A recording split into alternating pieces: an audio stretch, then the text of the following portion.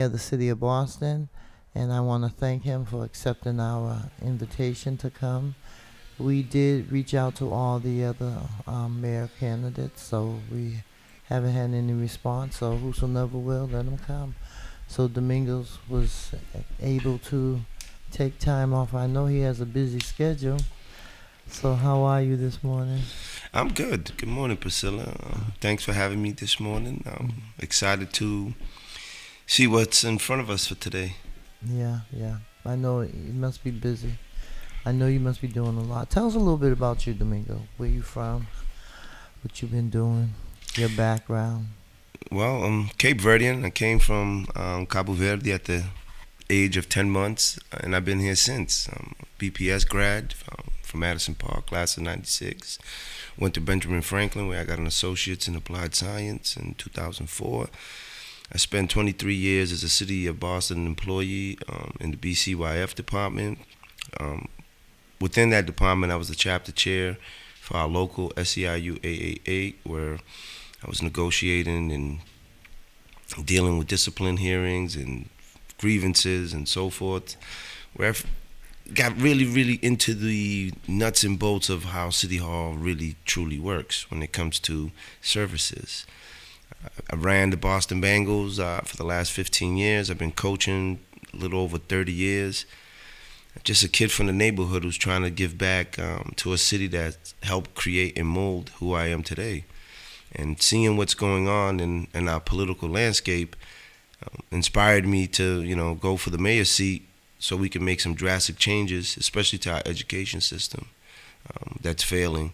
And, 90% of those who populate BPS is black and brown students.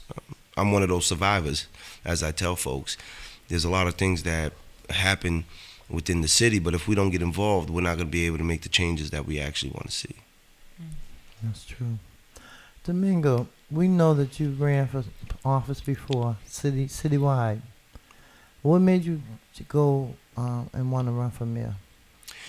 Well, after the 3 runs in 17, 19, and 21, I realized in 21 that the only way we're going to make those changes is actually putting someone in the seat of mayor who has our intentions. And when I mean our intentions is the folks who bled for the city, folks who have been here through the ups and downs, through the busing, through the segregation. I mean, you can go on and on through, as they call it, surviving Boston, because it's so much in the last 50 years here in Boston that has changed, and we're going back to times that are very dark for folks who been here. People are being displaced in many different fashion, especially the black community.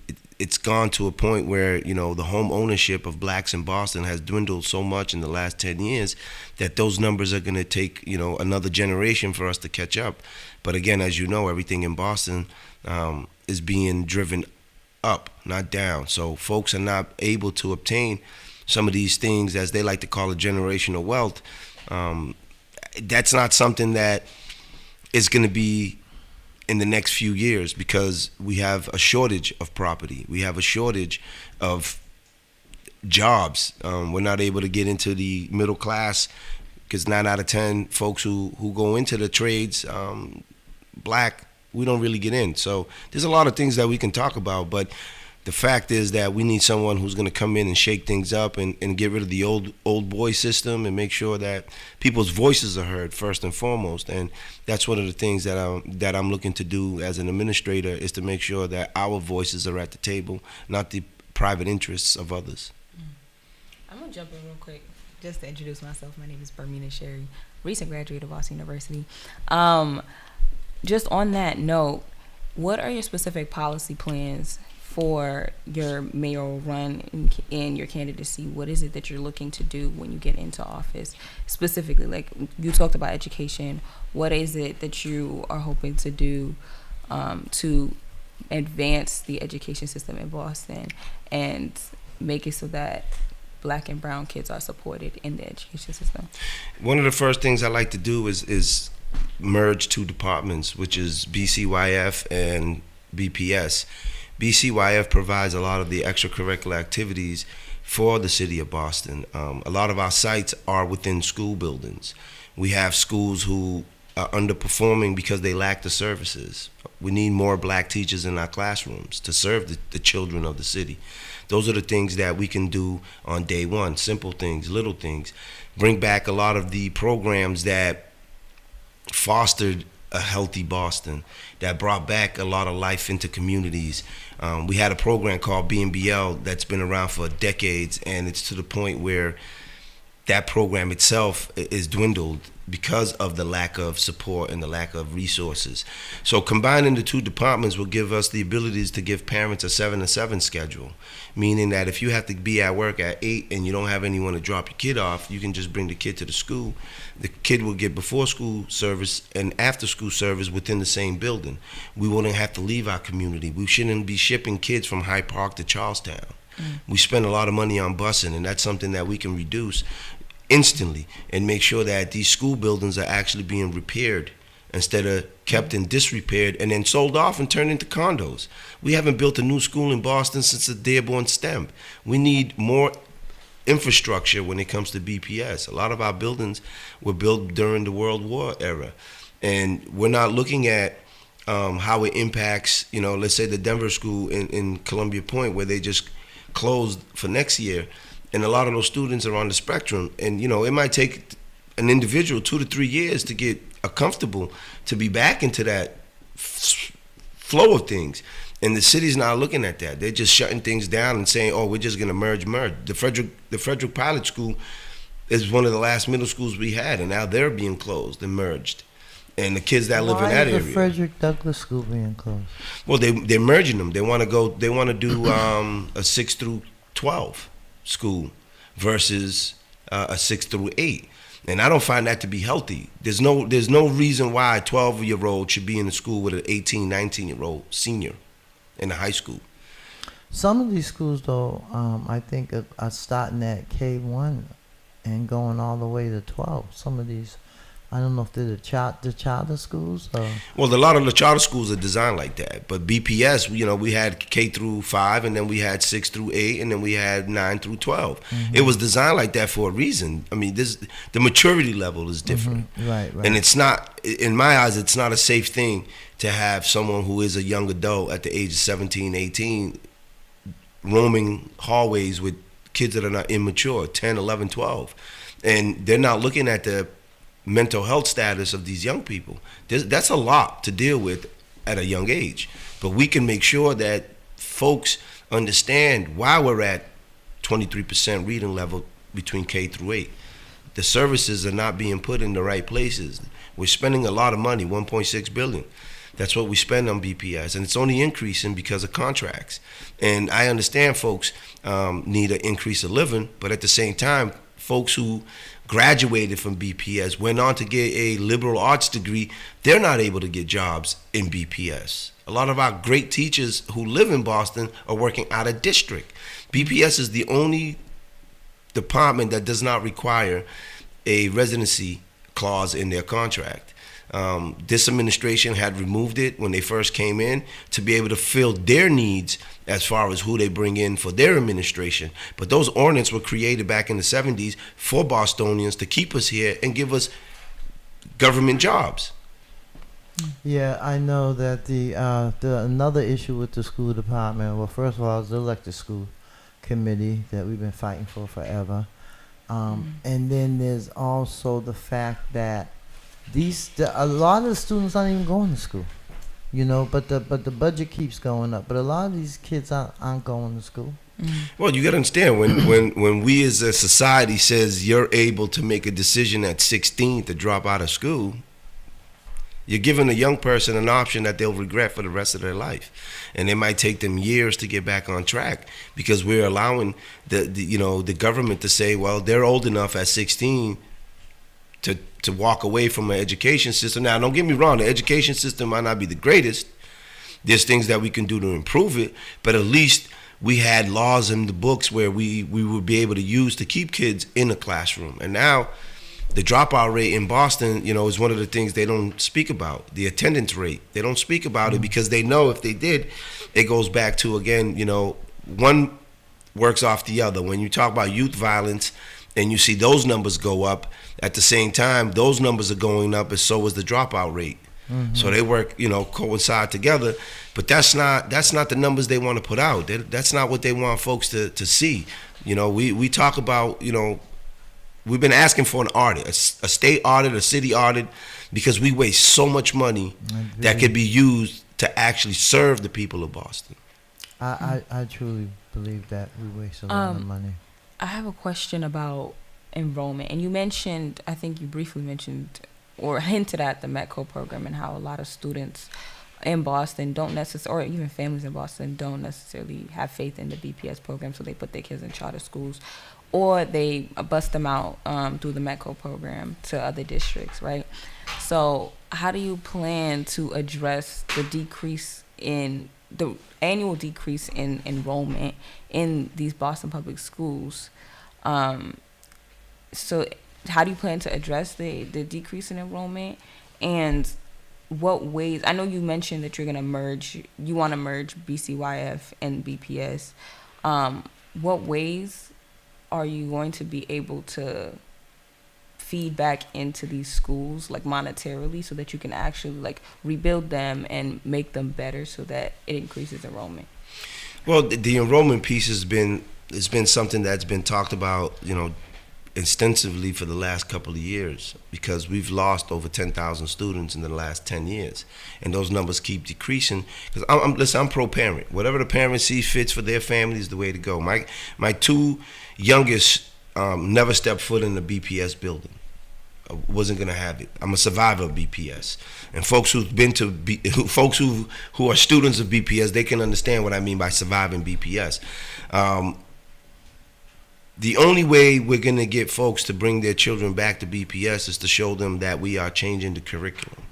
There's a lot of things in our curriculum that should be added, and they're not.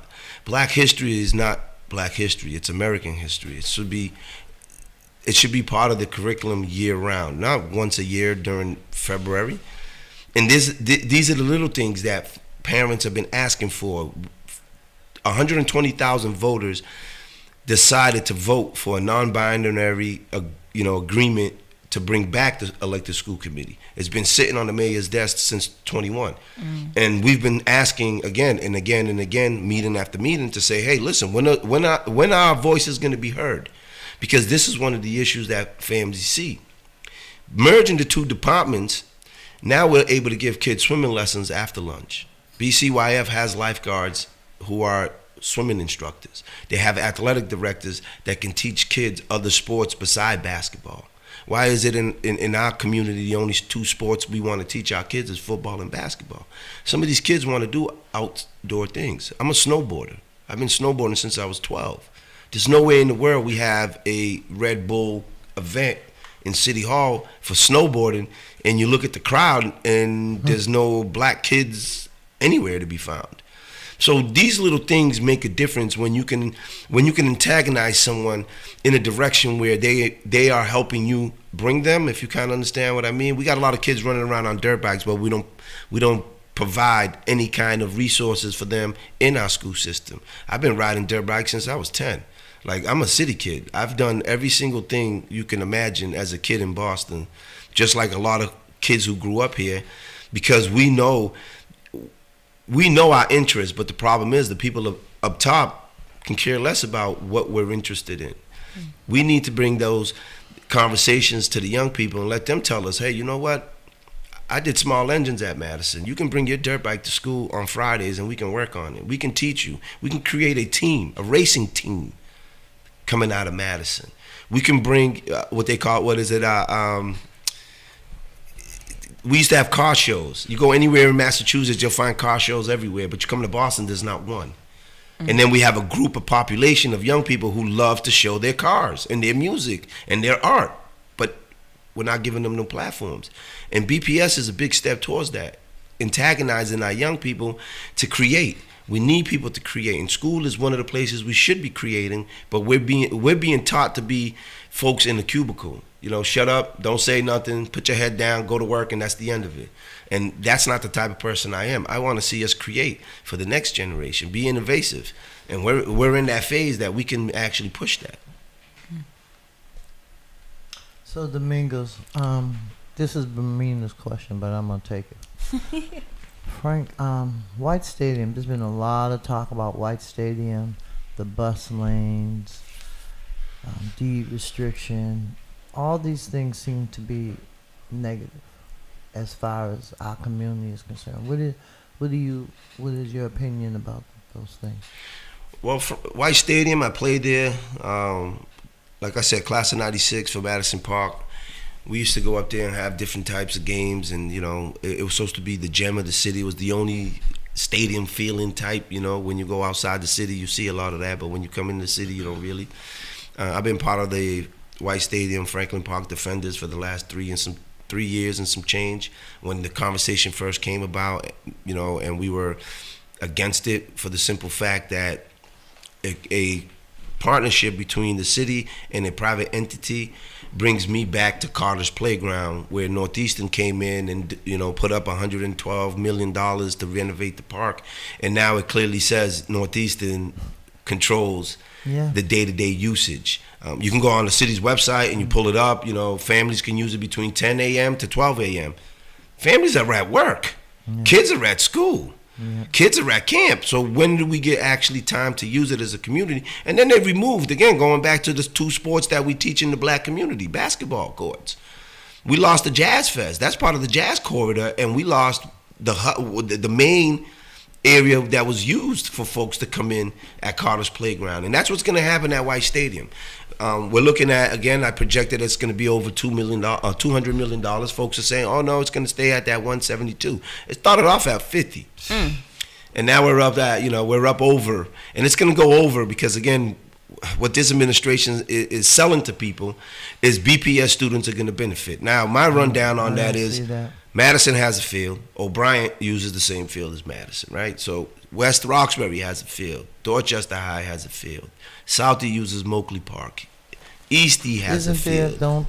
There's another call, Northeastern, Nickerson's field or something? That's at BU. That's BU, I mean.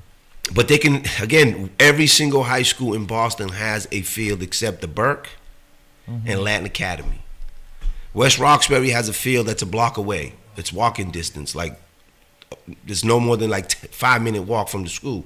So in my eyes, there's no reason why a student in Charlestown is going to get on a bus and take a bus all the way to White Stadium to use our workout facility, when we should be giving them a workout workout facility at Charlestown High, at Hyde Park High. I still call them the old school name. They done changed names so many times, I can't keep up. And these are the little things that people are asking for the administration to listen to make decisions on what the people want. Put it to a vote. When we're talking about big ticket items like White Stadium, when we as a Defenders gave a proposal for under $40 million to renovate. We don't need a beer garden. Beer garden is not benefiting BPS students. It sure isn't.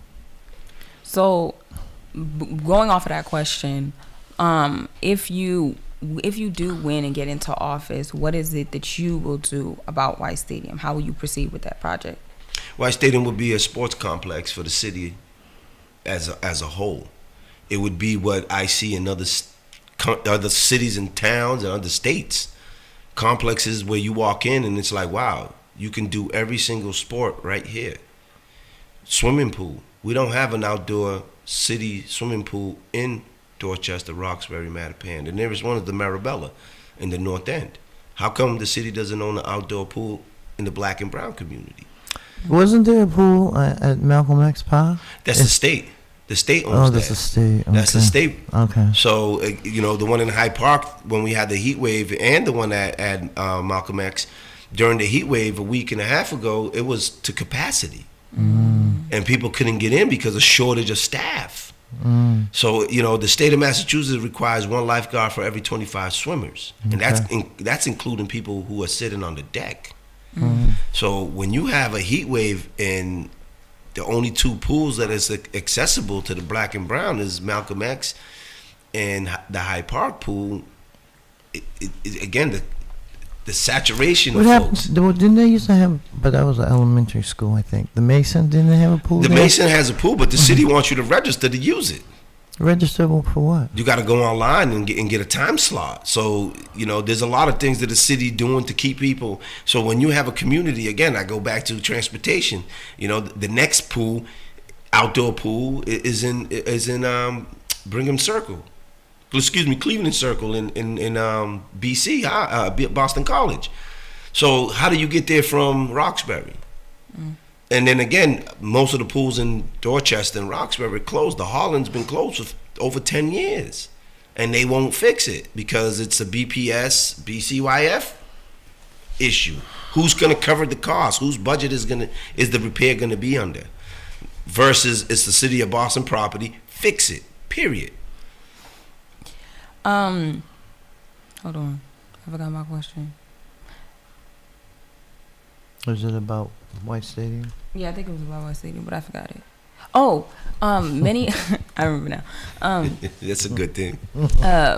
Many of the proponents, or even the mayor's administration, have argued that White Stadium would generate revenue because they are renting out the stadium to the professional soccer team.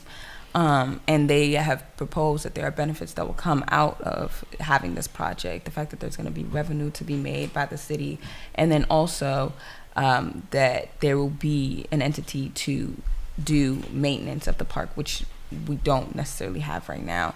How do you address that aspect of what they are proposing, and do you believe that outweighs all the other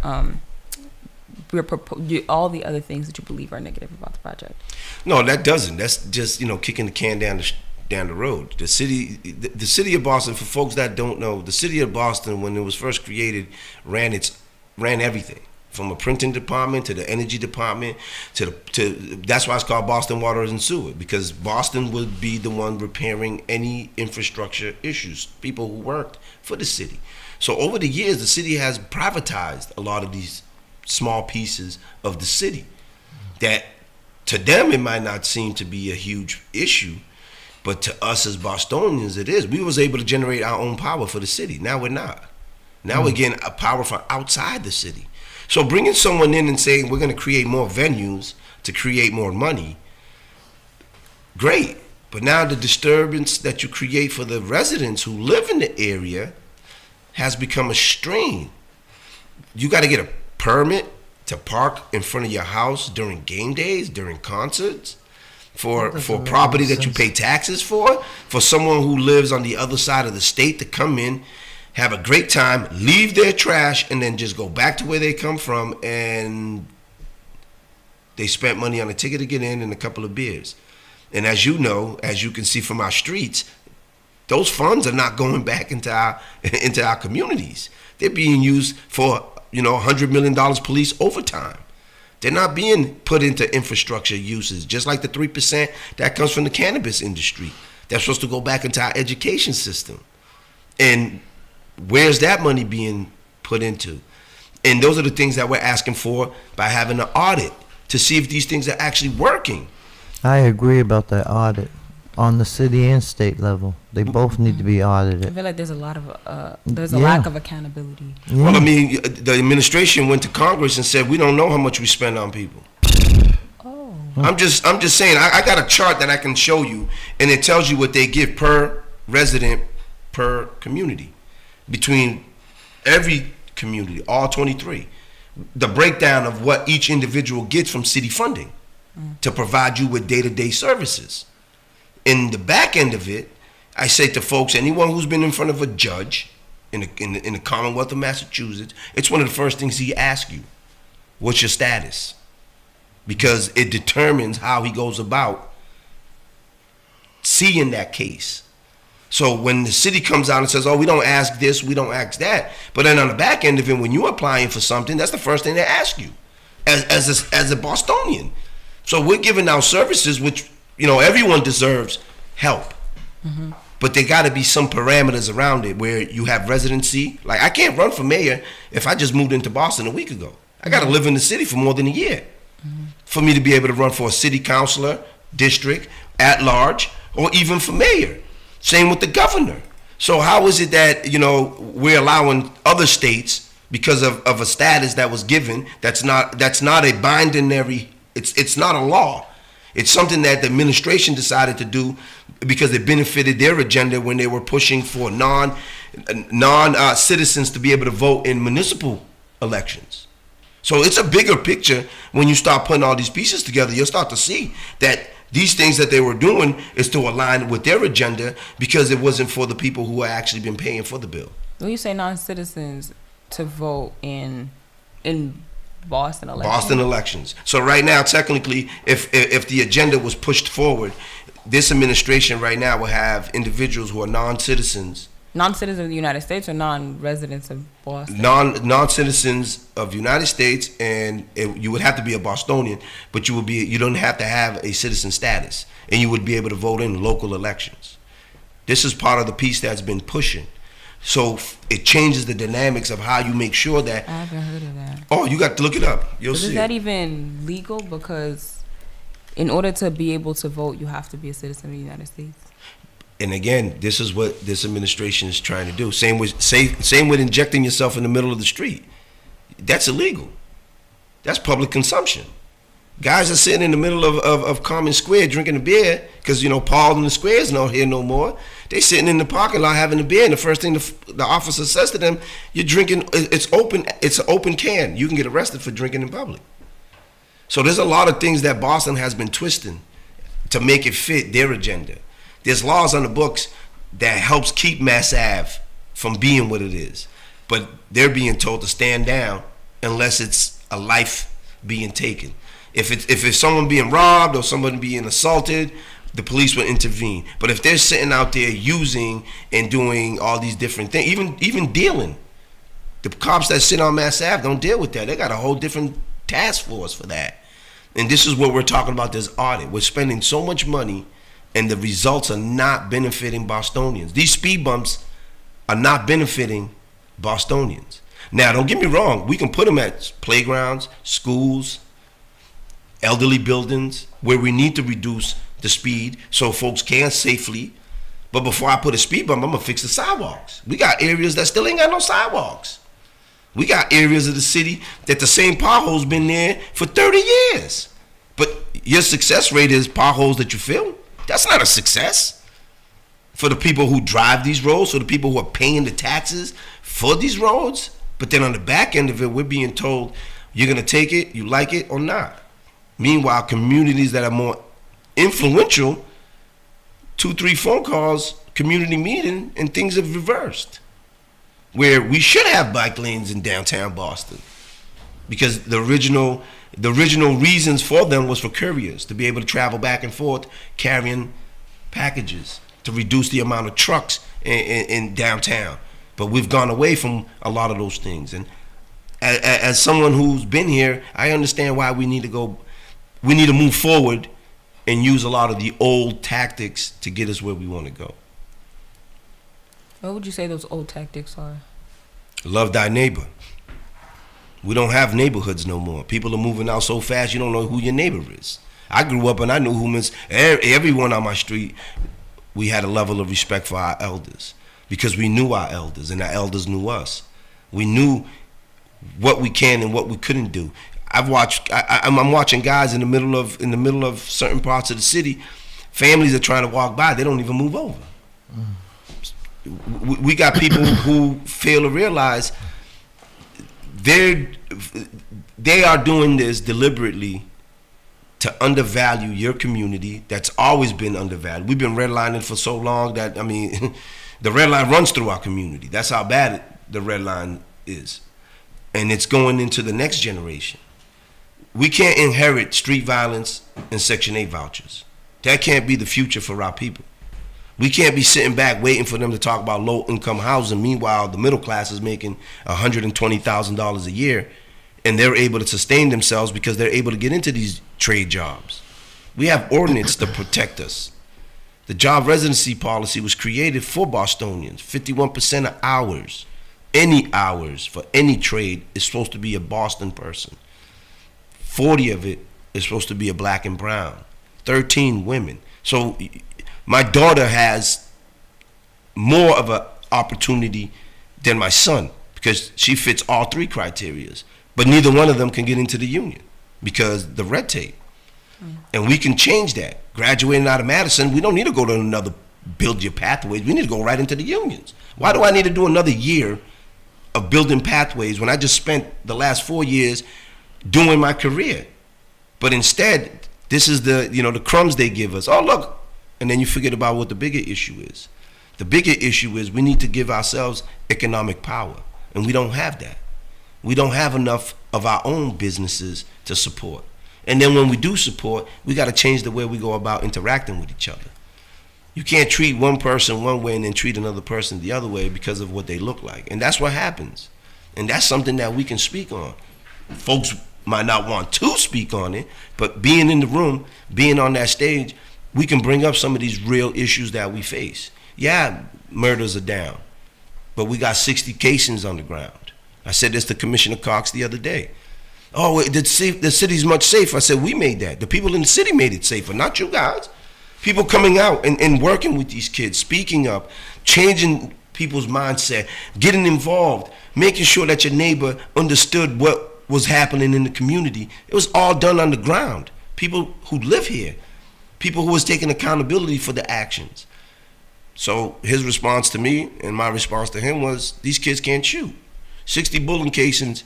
I grew up in the Boston era. If you found 10 casings, it was like, wow, oh my God. Now you find 60, 70 cases, no one says nothing. That's telling me these guys are having access not only to the guns, but they got access to more ammunition than the U.S. military. Domingos, I'm sorry. Pilot in lieu of taxes. What's your take on it? Well, on the federal level, there's conversations about removing that nonprofit status. And again, folks that don't know and might not pay attention to how that works, that was created right after, the 60s with all these groups coming up to help with civil rights and move the agenda. So there's a benefit for the folks who are exempt. Mm-hmm. That takes away from the folks who are not. We go back to Harvard, the biggest nonprofit on the planet. They have over $60 billion worth of savings. And what they give back is peanuts compared to what they be doing. Crumbs. And then they're gentrifying Austin Brighton. Well, Austin Brighton is a college town. That's why we have a shortage of apartments. Northeastern has Fenway on lock. Northeastern and BU. All those buildings down there are all residency for and that's why students. People are leaving and being gentrified out because they don't have nowhere to live. Oh, but they're building 1 and 2 bed, not even 2 bedrooms, like studios and 1 bedroom apartments and stuff that are going up, and everything is going up, but nothing's going up that's affordable for us. So, well, the pilot program again, when Harvard hasn't paid their share in 13 years, BU, BC, they don't even make 50% of what they're supposed to contribute. So it goes back to, again, our education system. Those funds are supposed to help improve BPS, improve the quality of life. This free museum, that's been there. That's been a program that's been around since the pilot program started. So it's not something that's been recreated. It's just being put out. So it looks like, look at me, I did something. Now, let's go back to your question earlier about the drop of students. You got 40,000 individuals who are using these museums, give or take, versus the 800,000 residents who live here, who, majority of us, I can't tell you the last time I went to the Science Museum. I can't tell you the last time I went to the Children's Museum. But I know one thing. I know the last time I drove down Washington Street and I hit a pothole. And those are the funds that we need to bring back infrastructure. Listen, I'm all for education piece, but it shouldn't be on a Sunday twice a month. It should be part of my curriculum within my school. I've watched more buses pull in from outside the city to use these programs than the buses that run in the city. So you're saying the kids aren't being brought to museums anymore? At the end of the year. It's an end of the year field trip. It's not a curriculum. It's not enriched into the curriculum. It's not something that we're bringing into the curriculum where we're taking our K through one, our kindergartners to the children's museum, let's say once every 2 months. Why? Just to do an activity because they have activities going on that can inspire them, even at Science Museum. These things that we can correlate into our curriculum and make it happen every single day. 40,000 students. You can ask myself as a BPS student. I've never went to Fenway with my school. I've never walked in and watched a Red Sox game. But we got Hats Days, Celtics games, Bruins games, Patriots games. We give these companies all these tax breaks, but the children are the ones that should be benefiting on it. Every single kid in BPS should go to one of these functions one time in their life.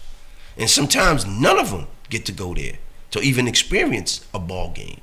And that's something that we can change, because those are things that we can work on and negotiate so we can improve people's lives.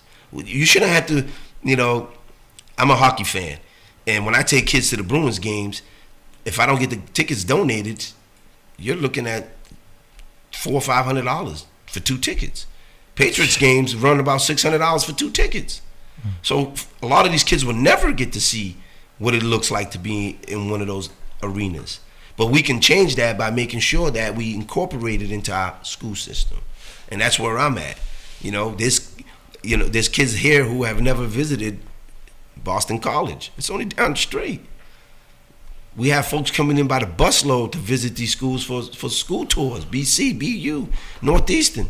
But the kids who live here, we're shipping them outside of the state to go see other schools. But the schools in our own neighborhood, we can't get in there because 32% of our high school students are at reading level. How does that work? And that's where I'm coming from in this campaign, is the reality of what we see. And when I say what we see is the people who have bled for this city. I literally bled for this city. I've been in so many different situations where I've saved lives because I cared about my neighbors. And we need to get back to that. We can't let what happened in the White House happen in Boston. We're being bought off and sold. Again, off the boats, onto the piers, Long Wharf, into Faneuil Hall, out to the rest of the plantations. Boston's still the hub of the slave trade. Now, it's not the slave trade that we talk about in our ancestors' lives, but we're talking about today. What they're doing to the black community in Boston is despicable. So you're running as an independent, but the platform that you have is not as big as like a Josh Kraft or a Mayor Wu. They're running as Democrats and they got a lot of money behind them. How do you plan to overcome that in order to reach the voters and try to make an impact so that you have the potential to win? I love my ancestors. I learned so much from what they do. I mean, Harriet Tubman didn't have a budget. She didn't have flyers. She didn't have posters. She had the will.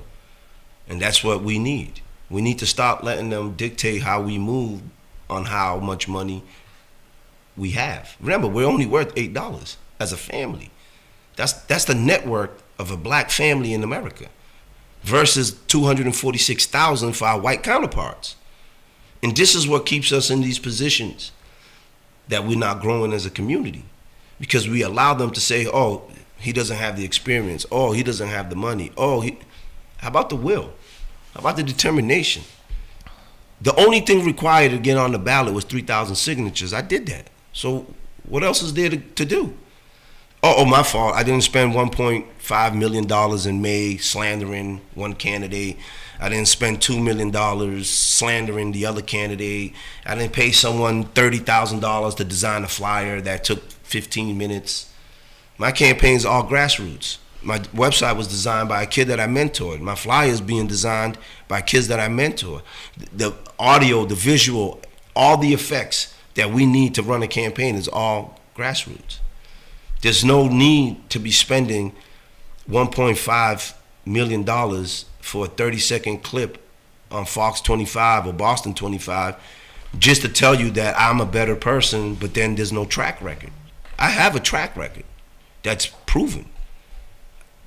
I was one of the first individuals to speak politically on Mass and Cass because it's not a photo op. You're not going to walk up to someone dying and say, hey, let me take a picture. because it's not pretty. But I was out there feeding people year round. Why? Because I had to deal with them when I'm out there coaching the kids in Roxbury at Clifford Park. So it goes back to, again, if we're going to allow someone to come in and say, hey, I really care about your community, show me, what have you done on a ground level to empower my community? And you're not going to find that from these two individuals. You're going to find two individuals who have been groomed into their position. I'm not groomed. I haven't been groomed by anybody. I didn't work anybody's campaign to learn the campaign. I learned the campaign by getting in the campaign. And that's what I'm telling Bostonians. We can't wait for this savior to come save us. We got to be the ones to get up and go.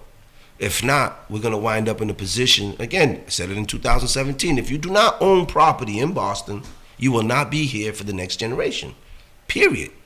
And if you're looking to buy, you better get your money up.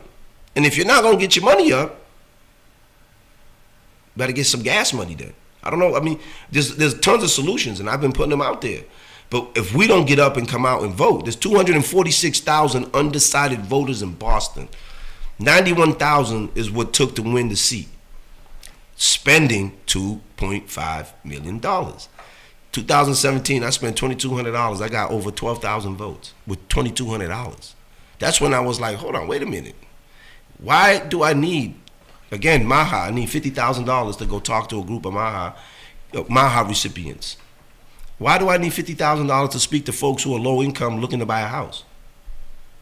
I'm in the same boat they're in.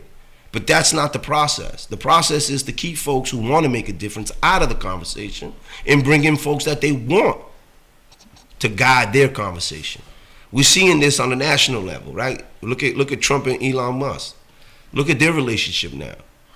This is what's happening here. I have people send me stuff. So when I look at something, I've posted on my page. The Kraft family has been contributing to the Wu family for quite some time. But then on the back end of it, I don't get what I want, so I jump in the race. And that's what's going on here in Boston today. We cannot allow that. And if we do, we can't blame anybody but us. And whatever we get is because we sat on the sideline, didn't do nothing, or we did do something, but we didn't do it to the best of our capabilities, and we didn't give it our all. I'm here to give it my all. I'm going to leave everything on the table. Because at the end of the day, it's for the future of the kids of Boston. And that's what I learned in my culture. Anything we do in the Cape Verdean community is for the next generation, because they're the ones that are going to come and make what we work so hard for. The people before us worked so hard to get us into this process. There's people who died for me to be able to vote. I don't know them physically, but I know they were out there just as hard and giving it their all for you to tell me I don't vote because I don't care. And that's where the mindset needs to change. So that's why I'm asking folks, listen, man, join us. It's a grassroots. We want you to share flyers socially, talk about it, and eventually one person turns into two turns into four, and we multiplying. And that's what we've been doing. From the first day that I ran in 17 to today, the support is just multiplying. And we can make the change if we're in the room to speak on it. And that's why I'm asking folks, listen, man, just get involved. I don't have to be your candidate, but get involved. Show the percentages in your community are going up. And that's one of the things that I learned as a candidate. Oh, Mingos, you got to go to this area. Wow, look at the numbers. Then I look at this community, I'm like, wow, they only had 4% turnout. But this community has 29%. So where do you think they go with services, city services? To the 29%. That's why they have cleaner streets. That's why their grasses are cut on the mediums. That's why you don't find, their cars don't get towed during street cleaning. And this is why it's important for us to be the fly on the wall, to be in spaces where most people don't want us, because we have to be. If not, I don't know, listen, I've said it a few times.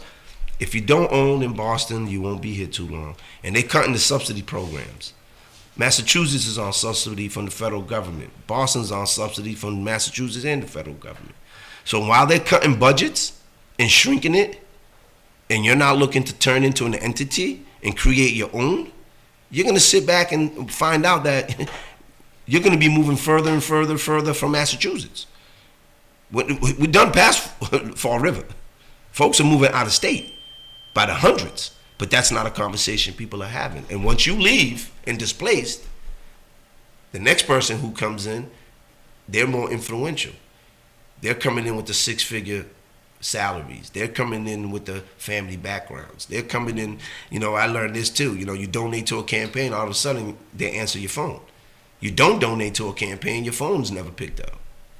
And that's not me. I'm not looking for money. It's for the people, not the money.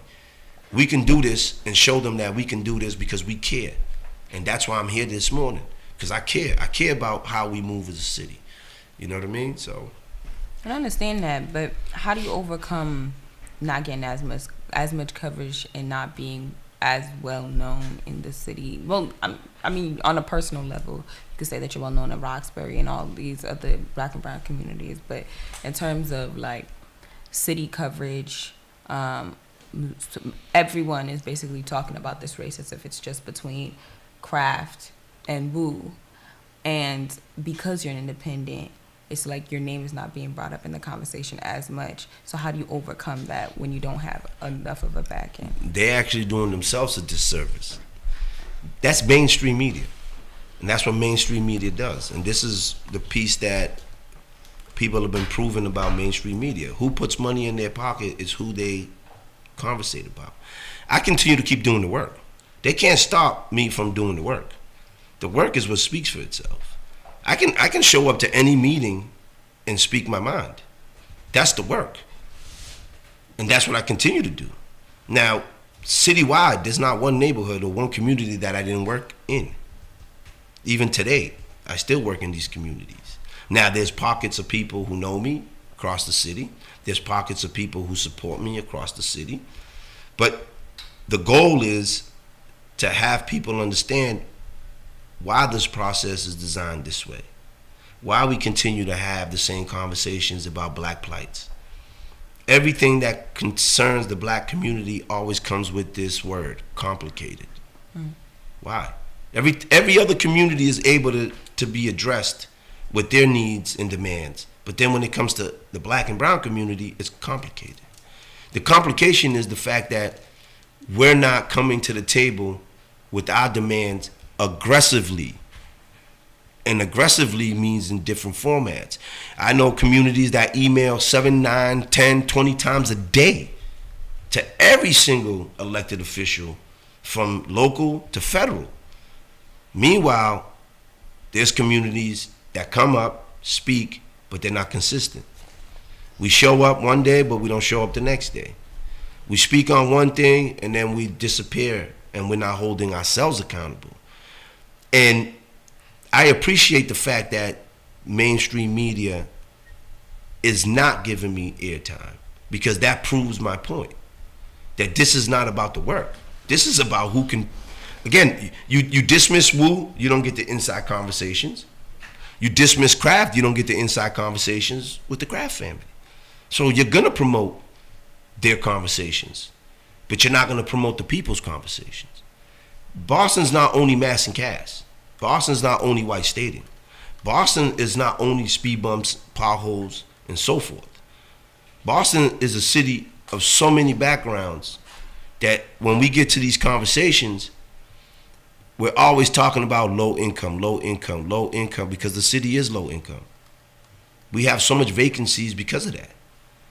We can't grow businesses in Boston as a Black community because they price us out, even with buying homes. Economic is the biggest conversation when it comes to me, and that goes back to education. So everything that I talk about is weaved in together. 3 minutes. We have 3 minutes. So, I appreciate you guys bringing me on today. And again, I'm not that hard to find. A lot of the things that you want to talk about when you walk into these spaces is dismissed. Domingos, give us your information, your website, your number. People want to reach out, join your campaign, have questions. It's DeRosa for Boston at Gmail.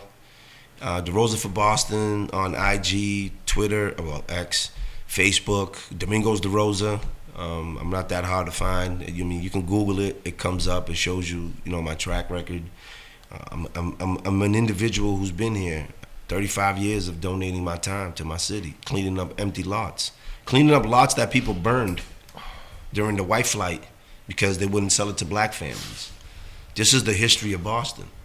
And folks who are coming in, they're dismissing that because they want to create their own narrative of what Boston is. Boston's still one of the most racist places on the planet.